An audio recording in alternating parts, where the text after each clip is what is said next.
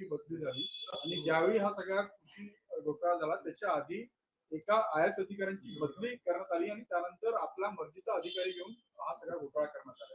ते 100% खरं आहे. त्यावेळेस विरोधी पक्षनेता असताना त्या बदलीच्या संदर्भात आणि झालेल्या घोटाळ्याच्या संदर्भात मी पण हाऊसमध्ये आणि प्रेस कॉन्फरन्सच्या माध्यमातून हा घोटाळा मी मांडला होता.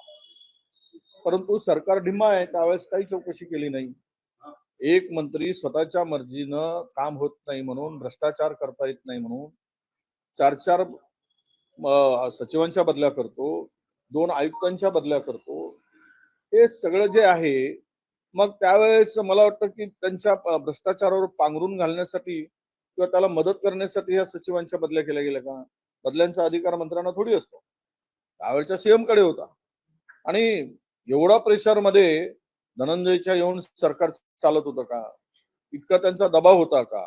आणि भ्रष्टाचाराची मोकळीक दिली होती का? जा तू जेवढं खायचं तेवढं खा, तू म्हणशील ते करू, अशी काही पद्धत होती.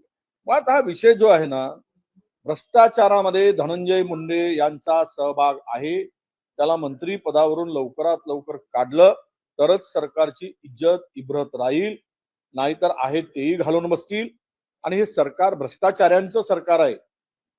फडणवीस आणि शिंदे आणि अजित पवारांचं सरकार, असा मेसेज जाईल. यांना थोडं तरी कळायला पाहिजेत की एकावर किती किती प्रकारचे आरोप झालेत. पहिल्यांदा जे आरोप झाले त्यावेळेस इतके घाणेरडे आरोप झालेत, त्यांच्यावर वेगळ्या प्रकारचे आरोप झालेत, मी काय त्यावर बोलणार नाही.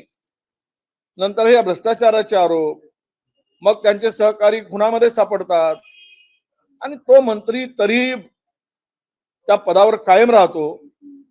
म्हणजे सरकारला मला वाटतं की सरकार हे बेशरमाचं झाड झालंय असं म्हणायला हरकत नाही.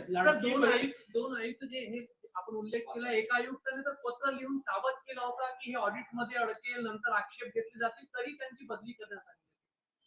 ते आता गेडाम नावाचे अधिकारी होते, प्रवीण गेडाम. तर आम्ही मांडली होती बाजू, आम्ही लिहिलं होतं पत्र, काहीच कारवाई झाली नाही. म्हणजे किती खाल्लं तरी काही कारवाई करायची नाही असं सरकारचं धोरण असेल त्यावेळचे शिंदे सरकारचं आणि आताच्या फडणवीस सरकारचं, तर मग आता त्याला काही इलाजच नाही. बिनधास्त खा, बिनधास्त राहा, महाराष्ट्र लुटून खा, अशी काही पद्धत आता महाराष्ट्रात आणली असेल तर लखलाभ आहे.